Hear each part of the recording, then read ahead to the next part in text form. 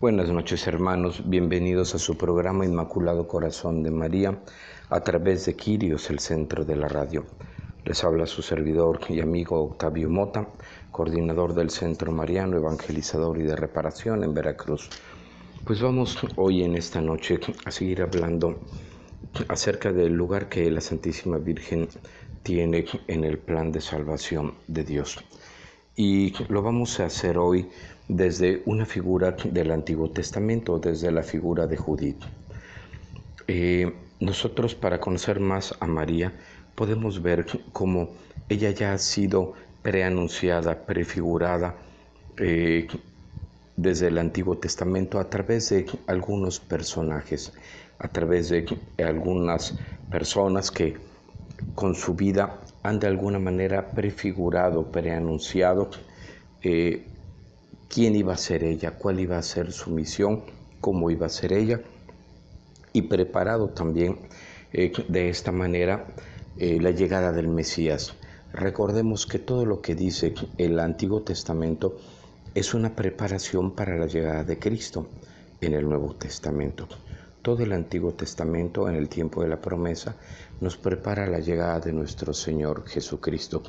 Y es prefigurado Cristo y María, son preanunciados, son profetizados, de tal manera que el pueblo se fuera preparando para conocerlos, preparando para la llegada de Cristo.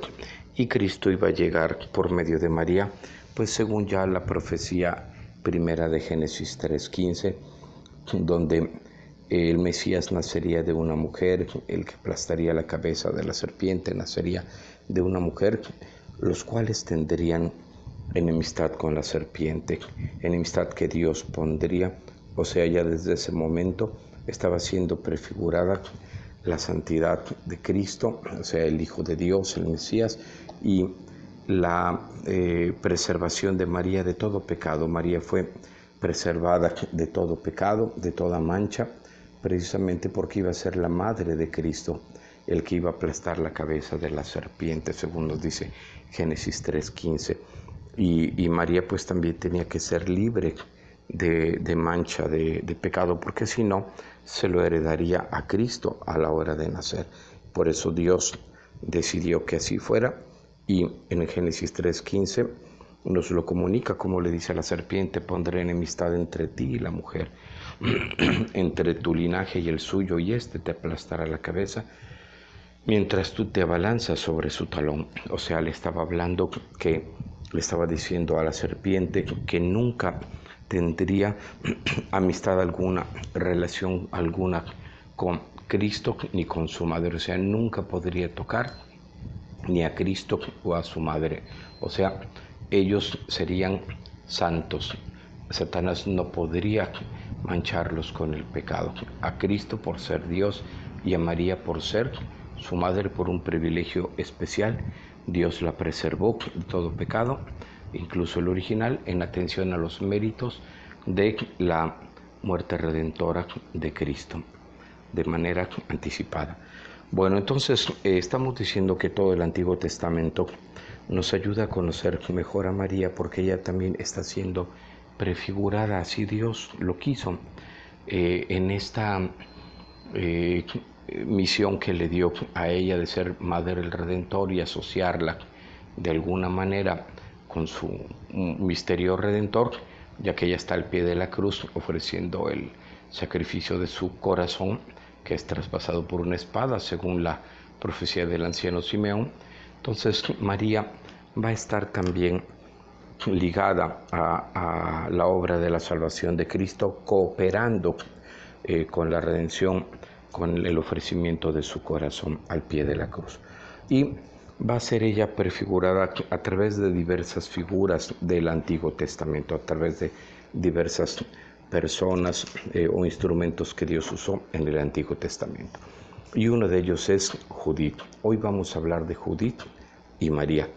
El libro de Judith en el Antiguo Testamento nos habla precisamente de esta mujer que va a prefigurar a la Santísima Virgen. En el capítulo 8, en el verso 4 hasta el 8, del 4 al 8, capítulo 8, versos del 4 al 8, nos dice lo siguiente. Hacía 3 años y medio que Judith era viuda de Manasés.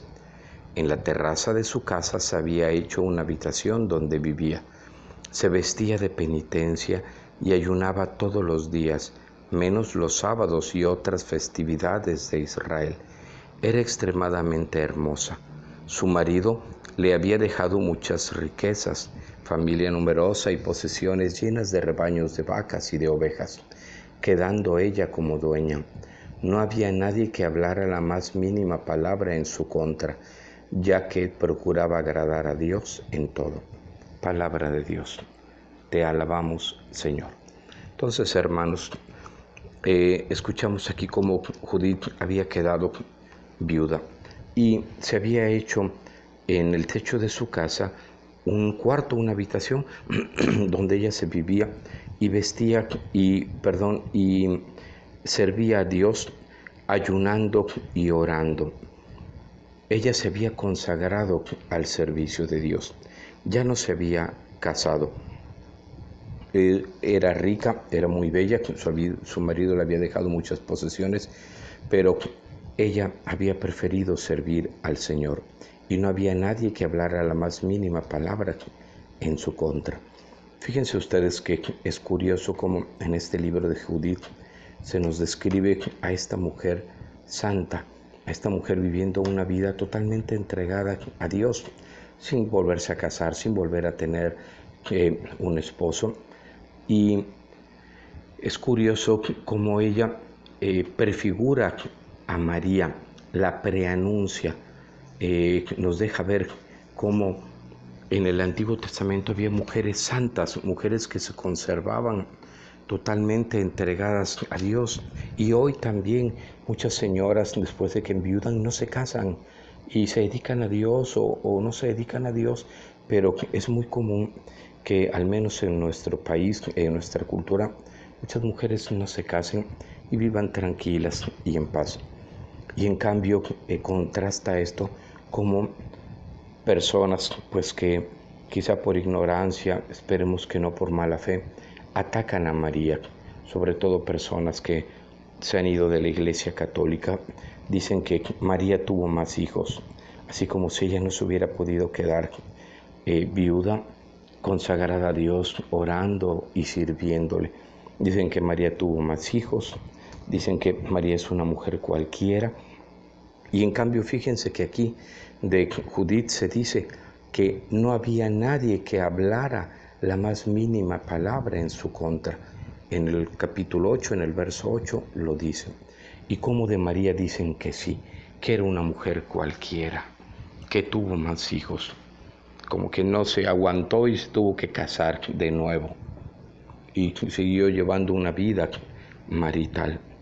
Es curioso cómo la ignorancia o el mal llega a dominar la mente de algunas personas y los hacen decir cosas que no solo están fuera de lugar y son ofensa a Dios y a su Madre Santísima, sino que hasta son ilógicas y ridículas en el contexto bíblico y en el contexto también de la vida humana, el contexto de lo que es la vida del ser humano, de las familias.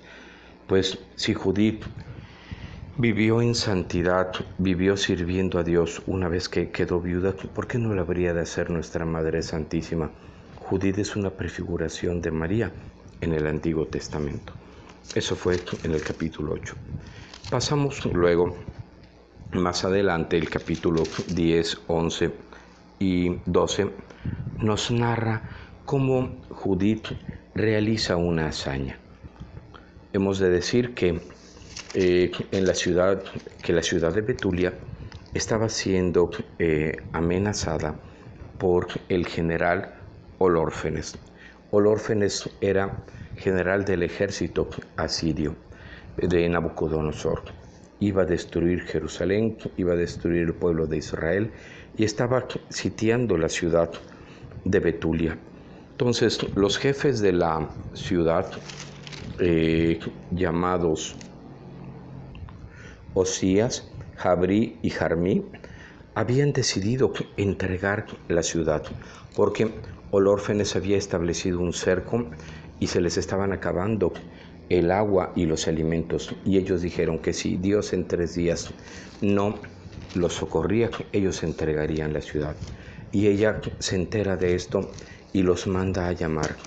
Y les dice, ¿quiénes son ustedes para poner a Dios a prueba? Ese no es el medio para traer su misericordia, más bien sirve para provocar su ira. Ustedes nunca llegarán a conocer todo lo que siente una persona, no podrán apoderarse de sus pensamientos. Entonces, ¿cómo van a comprender a Dios que hizo todas las cosas? No, hermanos, no provoquen la cólera del Señor Dios nuestro. Si no quiere socorrernos en el plazo de 5 días, tiene poder para salvarnos en cualquier otro momento, como lo tiene para destruirnos en presencia de nuestros enemigos. Palabra de Dios, te alabamos, Señor. Esto ya es el capítulo 8, verso del 12 al 15 del libro de Judith. 8 del 12 al 15. Perdón, no eran 3 días, eran 5 días el plazo que ellos habían puesto. Y entonces Judith eleva una oración a Dios. Judith era una mujer entregada a la oración y a la penitencia. Entonces, ¿qué es lo que hizo? Se arrodilló y puso ceniza sobre su cabeza, se vistió de saco y elevó una oración a Dios. Y ella después de eso decide ir a salvar al pueblo, es movida por Dios para salvar al pueblo, cortando la cabeza de Olórfenes. Se viste de manera muy hermosa, iba con su criada y se presenta ante Olórfenes con todo un engaño, diciéndole que ella le va a ayudar para que él caiga en sus manos la ciudad de Betulia, que ella ha decidido ayudarle porque está segura que el pueblo va a ser castigado por Dios y que entonces va a ser destruido. Entonces ella, para salvar su vida, quiere ayudarle y Olórfenes le cree. Está 3 días ahí y al 4.º día Olórfenes hace una fiesta y porque quiere seducir a Judith, y en la fiesta pues llama a sus oficiales y se emborrachan todos y ya luego sacan a todos los oficiales y se queda ella con Olórfenes ahí, pero bebió tanto que está borracho, tirado en su cama, y en ese momento ella le corta la cabeza y se la lleva junto con unas cortinas de su cuarto, se lo da a su criado y se la llevan a la ciudad de Betulia y llegan y les dicen llamen a los ancianos porque Dios nos ha salvado, y les enseñan la cabeza del general asirio Olórfenes. Entonces Dios salva a su pueblo por medio de una mujer, y los dirigentes con una voz fuerte alaban a Judith. Ellos van a elevar una alabanza de Judith. En el capítulo 14, en los versos del 18 al 20, encontramos lo que sucedió. Dice Osías, por su parte, dijo a Judith: hija mía, bendita eres tú más que todas las mujeres, y bendito sea el Señor Dios, creador del cielo y de la tierra, que te condujo para que cortaras la cabeza del jefe de nuestros enemigos. Jamás los hombres olvidarán la confianza que has demostrado y siempre recordarán las hazañas de Dios. Haga Dios que siempre te celebren y que nunca te falten sus dones, porque no vacilaste en exponer tu vida por tu pueblo oprimido, y para salvarnos del desastre, tomaste ante Dios la decisión más eficaz. Todo el pueblo respondió: amén, amén. Palabra de Dios. Te alabamos, Señor.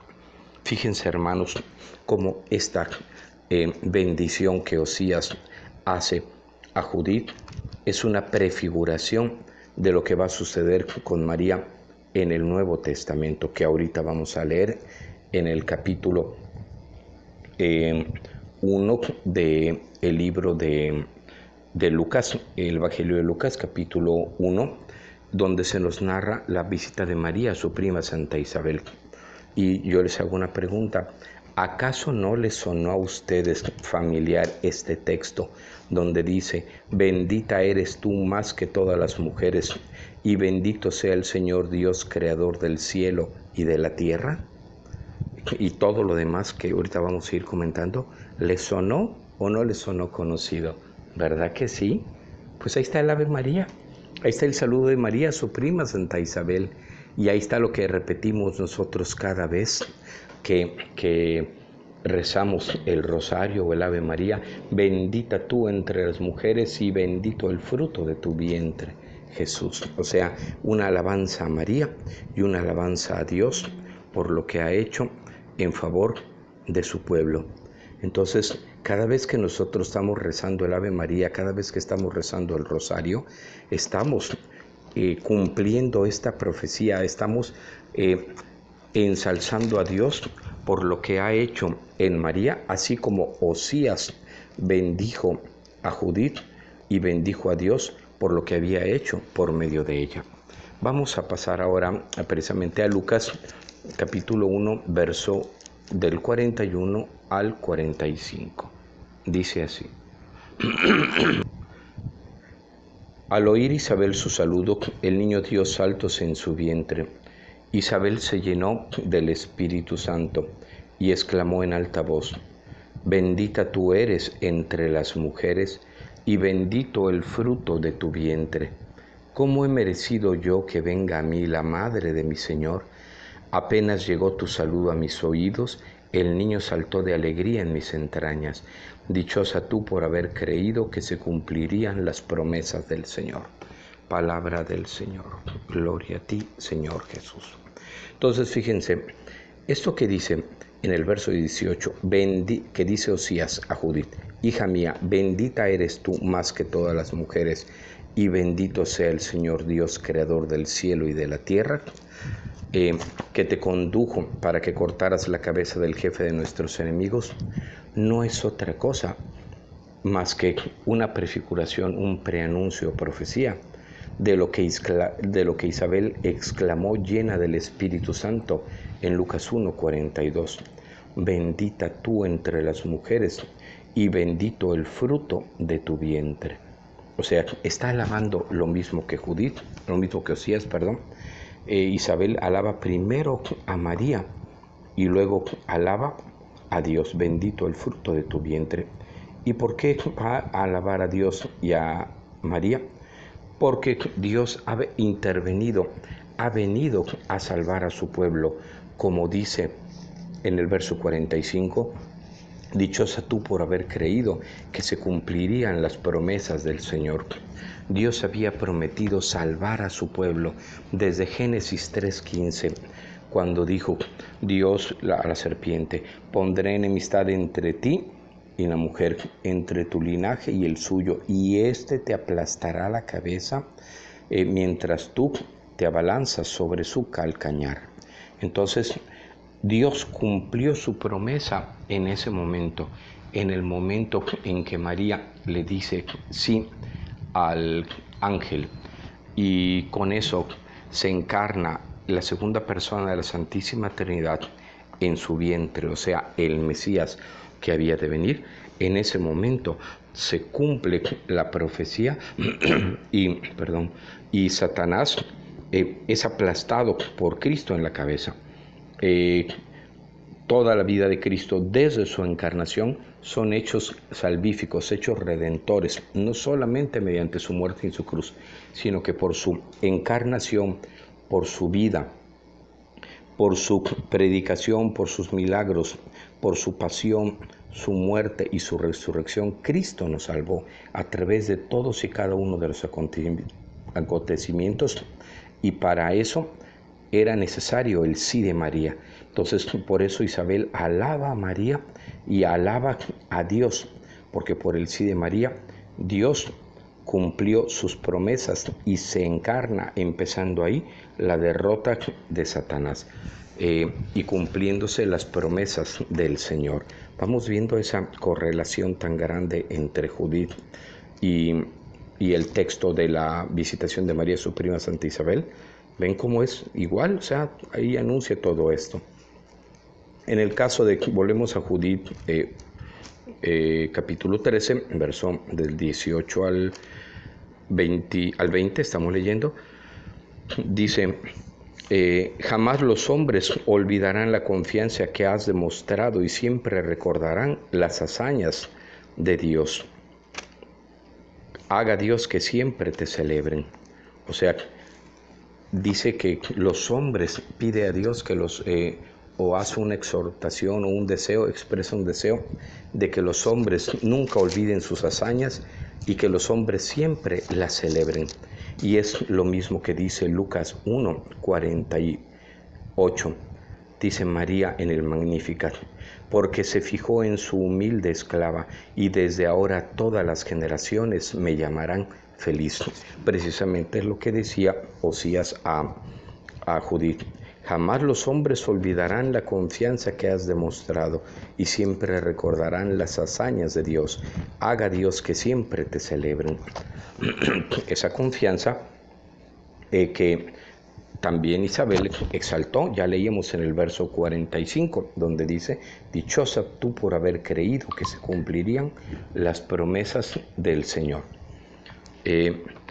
Y luego en el versículo 20, capítulo 8 de Judith, capítulo 13 de Judith, versículo 20, dice, porque no vacilaste en exponer tu vida por tu pueblo oprimido y para salvarnos del desastre, tomaste ante Dios la decisión más eficaz. Ella expuso su vida porque fue hasta la tienda de Olórfenes, pudieron haberla matado en cualquier momento desde que llega allá. Y sin embargo, Dios le fue abriendo el camino. Pudieron haberle caído en su engaño, en su trampa, y haberla matado inmediatamente.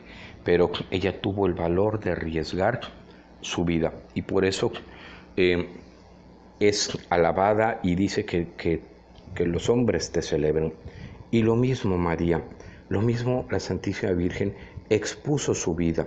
¿Por qué? Porque en el momento en que ella acepta del ángel ser madre del Señor, cuando en el verso, capítulo 1 de Lucas, en el verso 34, dice así, María entonces dijo al ángel, ¿cómo puede ser eso si yo soy virgen? Contestó el ángel, el Espíritu Santo descenderá sobre ti y el poder del Altísimo te cubrirá con su sombra, etcétera, etcétera. O sea, María pregunta porque ella era virgen y ella sabía que una mujer, antes de casarse, una mujer virgen, si quedaba embarazada, podía ser apedreada, podía ser lapidada. Eso mandaba la ley. Entonces María expone su vida con tal de salvarnos, con tal de obtener para nosotros la salvación, que se pudiera encarnar Cristo en su vientre, el Mesías. Gracias a esa fe de María, a ese valor de María, a esa decisión de María, Cristo se encarna y viene Él y nos salva.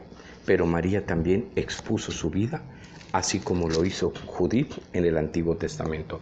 Por eso les decía, Judith es una prefiguración o preanuncio de la Santísima Virgen María. Ahora vamos a pasar al capítulo 15 de Judith, versos del 8 al 14. Fíjense qué hermoso esto. Ya Osías, el jefe de la ciudad de Betulia, la felicita, la alaba y desea que todas las generaciones la celebren. Voy a leer Judith 15, del 8 al 14. Dice así, el sumo sacerdote Joaquín y todo el consejo de ancianos de los habitantes de Jerusalén vinieron a enterarse de los beneficios con que el Señor había colmado a Israel y para ver a Judith y saludarla. Al entrar a su casa todos la felicitaban con estas palabras. Tú eres la gloria de Jerusalén, el orgullo supremo de Israel, el honor mayor de nuestra raza. Qué obra más grande ha sido la de tus manos, y qué beneficiosa resultó para Israel. Dios ha mirado con buenos ojos lo que tú hiciste. Que el Señor Todopoderoso te bendiga a través de las edades. Y todos respondieron, amén. Me quedo ahí en el verso 10.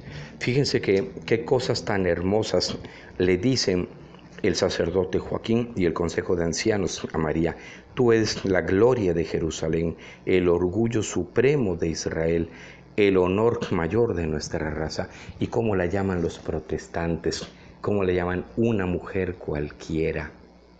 O sea, dice uno, Dios mío, no puede ser semejante ignorancia o semejante maldad y blasfemia contra la Madre del Señor. Y en cambio, como Judith es alabada y exaltada en el Antiguo Testamento.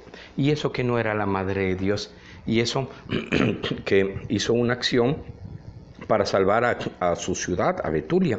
Y en cambio, María era la Madre de Dios y su acción fue para salvar, para que Cristo pudiera salvar a la humanidad entera.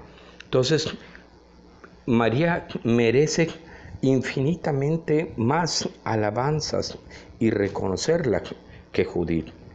Y sin embargo aquí el sumo sacerdote y el consejo de ancianos alaban a Judith como es justo, como merece, y la reconocen a esta mujer como la gloria de Jerusalén, el orgullo supremo de Israel, el honor mayor de nuestra raza.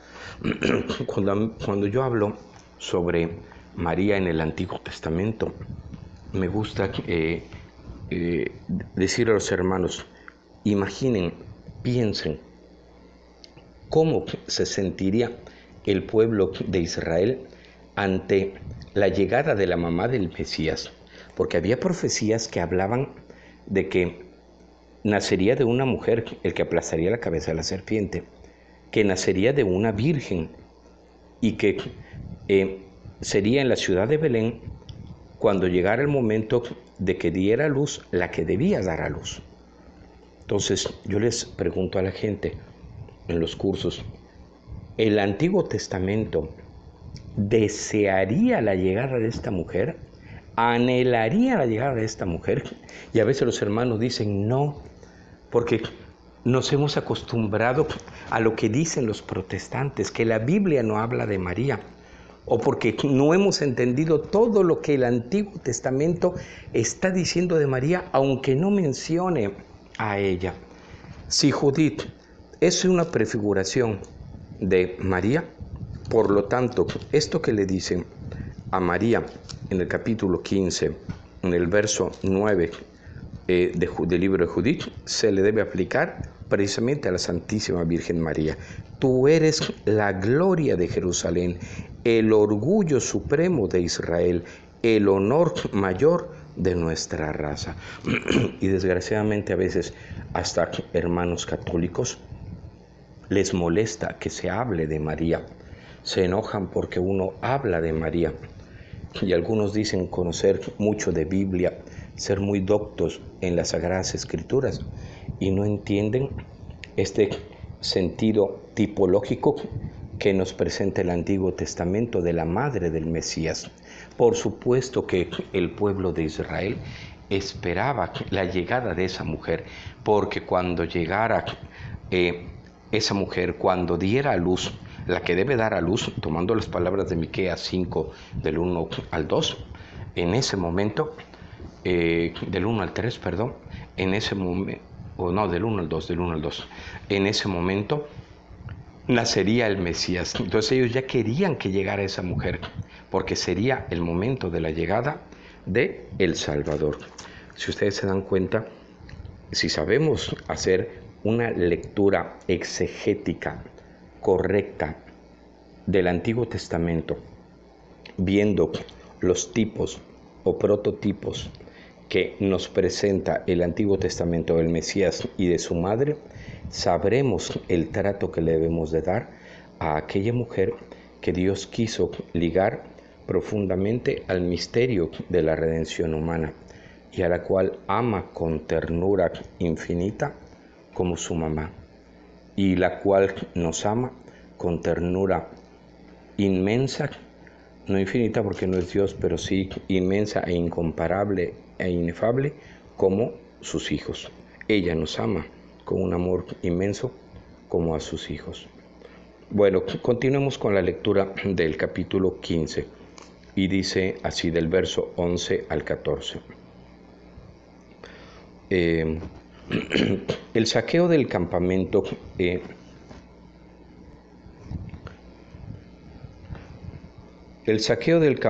asirio duró un mes. A Judith le dieron la tienda de campaña de Olórfenes, con los objetos de plata, las camas, los cojines y todos los muebles. Ella lo tomó, trajo su mula y cargó todo en unos carros. Todas las mujeres de Israel se reunieron para verla y aclamarla y organizaron danzas para festejarla. Ella tomó palmas y las distribuyó entre las mujeres que la acompañaban. Judith iba encabezando al pueblo y guiando la danza de las mujeres. Todos los hombres de Israel la seguían armados, llevando en la frente coronas y cantando himnos. Judith entonó este canto de acción de gracias y todo Israel le respondía. Fíjense cómo el pueblo alaba a Judith y cómo todas las mujeres de Israel, ya no solo el sumo sacerdote y el consejo de ancianos, sino ahora todas las mujeres de Israel se reúnen para verla y aclamarla y organizan danzas para festejarla. ¿No les suena a ustedes esto familiar o conocido? ¿Qué es lo que hace nuestro pueblo el 12 de diciembre cuando va a ver a la Virgen a sus distintas iglesias o santuarios? Van a verla, a aclamarla, le cantan alabanzas y organizan danzas para festejarla. ¿Sí o no, hermanos? Aquí está clarísimo en el verso 12 de el capítulo 15 de Judith. Todas las mujeres de Israel se reunieron para verla y aclamarla y organizaron danzas para festejarla. Eso es lo que hace nuestro pueblo. A veces algunos, cuando ven esas manifestaciones de amor tan hermosas a nuestra Madre Santísima el 12 de diciembre o en algunas otras fiestas, desgraciadamente yo lo he escuchado así, dicen gente ignorante, eso es piedad popular. Ellos porque no saben de teología.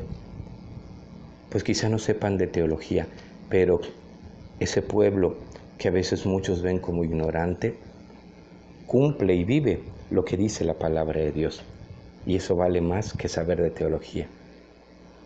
En creer y vivir lo que Dios dice, lo que pide su palabra, es más importante que tener muchos conocimientos. Verso 12 del capítulo 15 de Judith.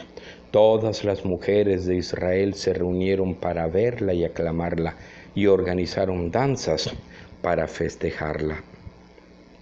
Y respecto de los hombres, decía el verso 13, todos los hombres de Israel la siguieron armados, llevando en la frente coronas y cantando himnos. O sea, es lo que hace nuestro pueblo. Hombres y mujeres van, y muchas veces van los danzantes y van con sus penachos y cantan y danzan y bailan ante nuestra Madre Santísima. Y va el pueblo a verla, a ver a la Madre, a la Morenita del Tepeyac. Hermanos, eso es más bíblico que lanzar ofensas a nuestra Madre del Cielo o quitarle a la gente el amor y la piedad que le tiene a la Madre de Dios. En verdad que es una cosa muy grave eso, el quitarle a la gente la fe y el amor a nuestra Madre Santísima, porque estamos yendo contra la misma palabra de Dios, contra lo que dice la palabra de Dios. Bueno, y ahora en el capítulo 16, del verso 1 hasta el verso 17, Judith eleva un canto, así como María eleva el cántico del Magníficat, donde dice, proclama mi alma la grandeza del Señor y mi espíritu se alegra en Dios mi Salvador, en Lucas 1, 46 al 55.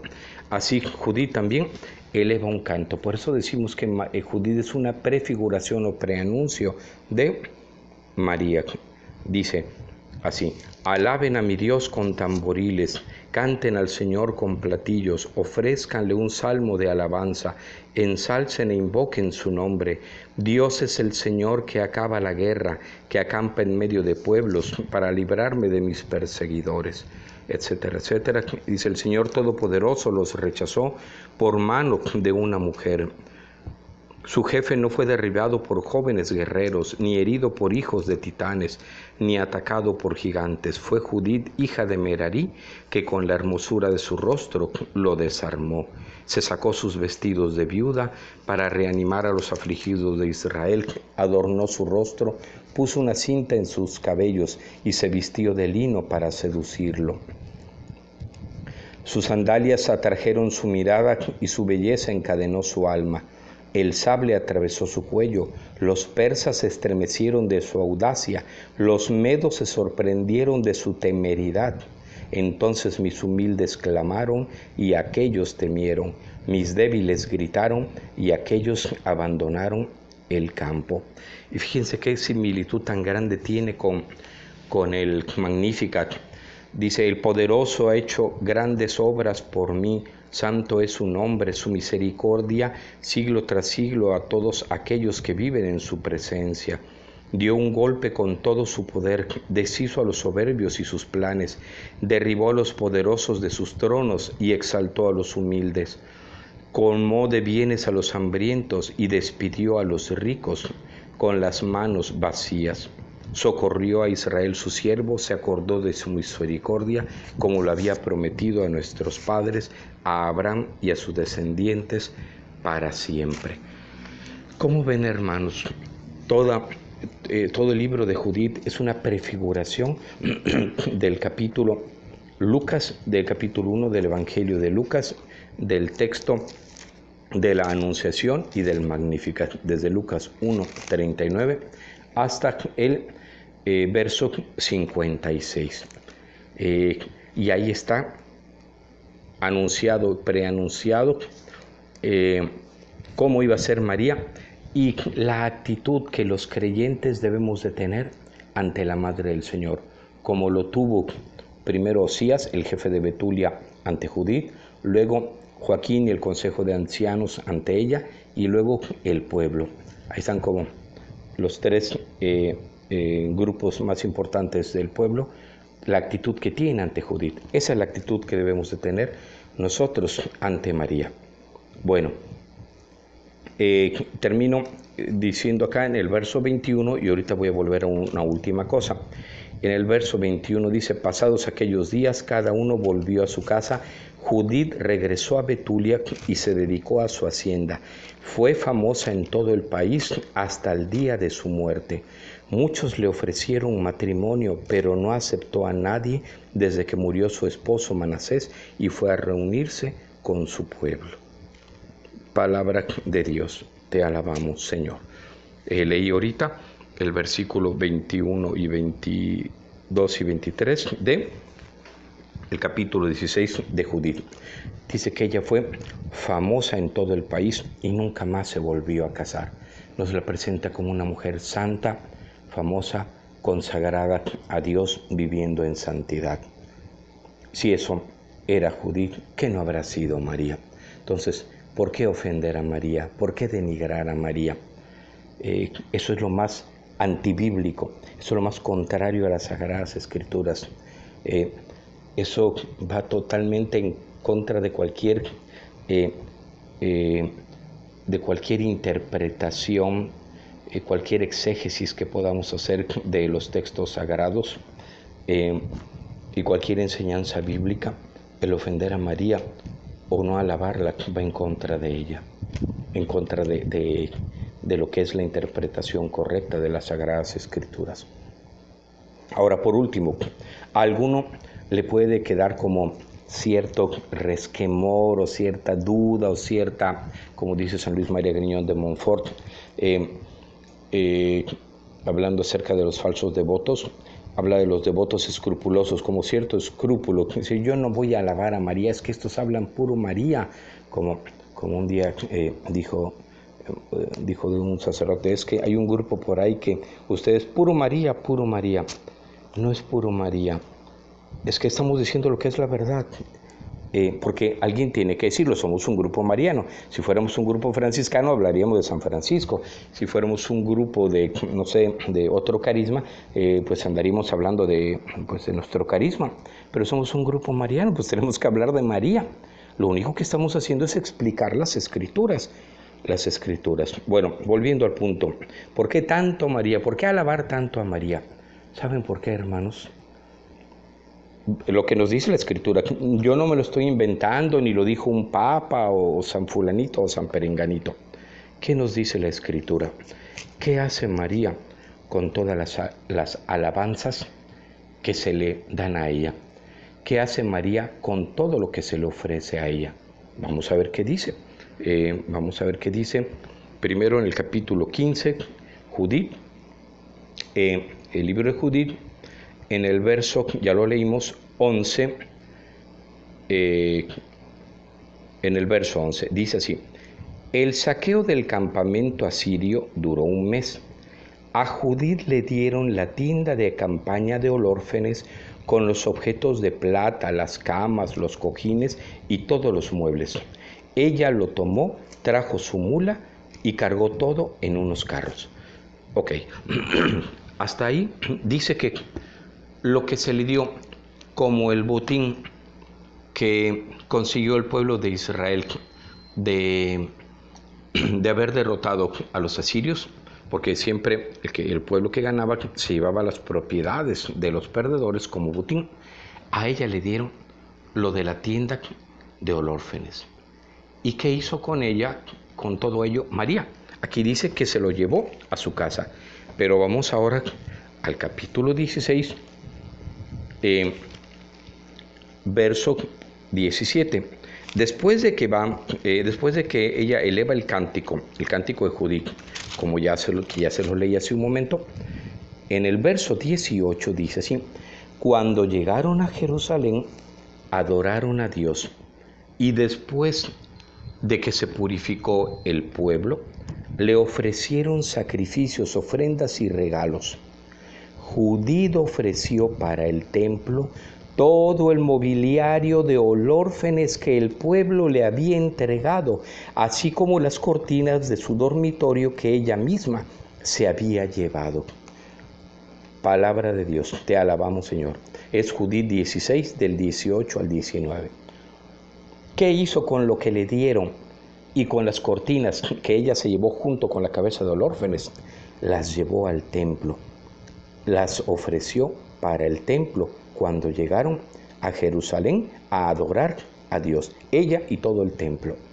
Eso es lo que hace María con tus oraciones. Eso es lo que hace María con todo lo que se le ofrece, con todas las alabanzas, los reconocimientos, las mandas, los testimonios que la gente pone de los milagros. ¿Qué hace? Se los da a Dios, con ello adora a Dios. Muchos tienen como ese miedo, dicen: es que ustedes adoran a María. Nadie adora a María. Yo les aseguro que aún la gente más sencilla sabe que está Dios, que a Dios es el que se le adora. Quizá ellos no puedan hacer teológicamente la distinción entre culto de latría y culto de hiperdulía. O sea, el de latría es el que se le da solo a Dios, adoración, y latría es el culto de veneración a los santos, y hiperdulía el que se le da a la Santísima Virgen, una mayor veneración o superveneración. Quizá ellos no lo vayan a expresar así, pero ellos saben que es Dios el que hizo el milagro, o si dice que la Virgen hizo el milagro, es correcto también decirlo, porque algunos dicen: no, Dios solamente hace el milagro, María no hace milagros. Sí se puede decir que María hizo el milagro como causa instrumental y Dios como causa eficiente. Por ejemplo, si decimos que Juan hizo un hoyo en la pared porque estaba ranurando la pared, porque necesita poner un apagador, él es la causa eficiente. Pero si decimos que el cincel y el martillo hicieron el hoyo en la pared, es correcto decirlo también. Ellos fueron la causa instrumental. Juan, la causa eficiente. el cincel y el martillo, la causa instrumental. Entonces así, si se dice que María hizo el milagro, es correcto, porque se entiende como causa eficiente, instrumental, perdón. Y si se dice que es Dios el que hace el milagro, es correcto, porque Dios es la causa eficiente, Él es el que hace todo. No podemos hacer nada sin la acción de Dios y en concreto por medio del Espíritu Santo. Es toda la Trinidad la que actúa, pero en concreto la persona del Espíritu Santo es la que nos da los dones, la que nos hace decir Jesús es Señor, sin el cual no podríamos ni siquiera mencionar eso. Entonces, todas las alabanzas, reconocimientos, milagros, cosas cantos, danzas, imágenes, todo lo que se hace para María, ¿qué hace ella? Se lo lleva a Dios a su templo para adorarlo, se lo ofrece al Padre, al Hijo y al Espíritu Santo en nombre de su pueblo, y creen que hace Dios, lo recibe con infinito amor, primero porque viene de sus hijos y segundo porque no solamente lo aman a Él, sino aman también a María y lo ofrecen por medio de ella, porque ¿saben qué? Los soberbios no quieren ir a María, los soberbios dicen yo voy directamente a Dios, yo no necesito de María. Y María es la más pequeña esclava del Señor. Ella dice en el Lucas 1:48, porque se fijó en su humilde esclava. ¿Y qué es lo que hace María? Recoge todas las oraciones de los humildes, de los pobres y sencillos que le ofrecen a ella y se las lleva a Dios. María es la humilde esclava que le ofrece las pobres y humildes y sencillas oraciones que nuestro pueblo le ofrece a María. Dios se complace en los humildes y sencillos y rechaza a los soberbios y a los que se enaltecen a ellos mismos. Elevemos a Dios alabanzas, no tengamos miedo en alabar a María, no pensemos que es algo malo o que ella se va a quedar con esas alabanzas y va a decir, ahora ya soy como Dios, qué bueno que me alaba. No, todo lo que ella hace no es sino ofrecer todo ese tributo, toda esa oración, todo ese reconocimiento a Dios, como Judith ofreció para el templo todo el mobiliario de olórfenes que el pueblo le había entregado. Nos dice el verso 19 del capítulo 16 de Judith. Y una última cosa, hermanos, todavía para terminar, y díganme ustedes si no, Judith es una prefiguración de María, sino Judith, todo el libro, es una profecía acerca de lo que iba a ser y a hacer María. Ustedes díganme si no, para que vean esto. Ya nada más un detallito para terminar. En el verso 20 dice, durante 3 meses el pueblo permaneció en Jerusalén, celebrando fiestas delante del santuario. Judith estaba con ellos. ¿Cuánto tiempo permaneció en Jerusalén el pueblo y Judith con ellos, celebrando fiestas delante del santuario? 3 meses. Y si ustedes van al verso 56 del capítulo 1 de Lucas 1:56, al terminar el Magnificat, al igual que al terminar aquí el Cántico de Judith, en Lucas 1:56, al terminar el Magnificat se dice, María se quedó unos 3 meses con Isabel y después volvió a su casa. Palabra del Señor. Gloria a ti, Señor Jesús. Hasta con eso, hermanos.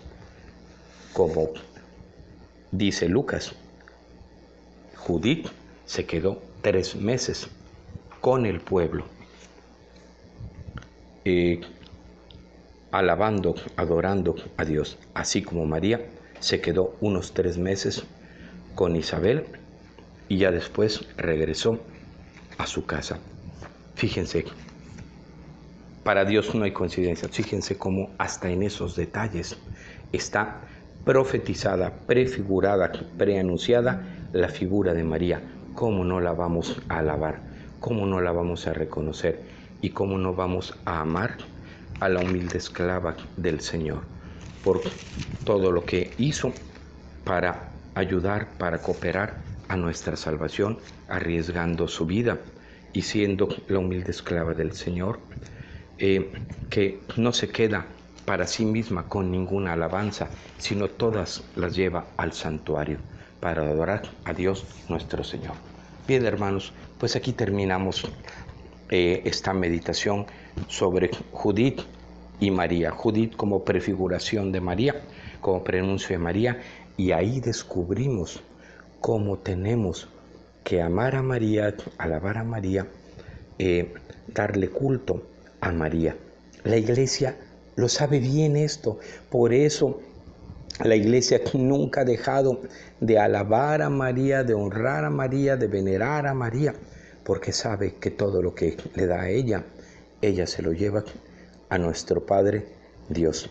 Por eso la Iglesia siempre nos enseña ese amor y devoción a la Santísima Virgen que nosotros desde niños hemos aprendido y que debemos de seguir teniendo. Bueno, hermanos, que tengan todos una bendecida noche y que el Inmaculado Corazón de María sea nuestro refugio y el camino que nos conduzca hasta Dios. Buenas noches, hermanos.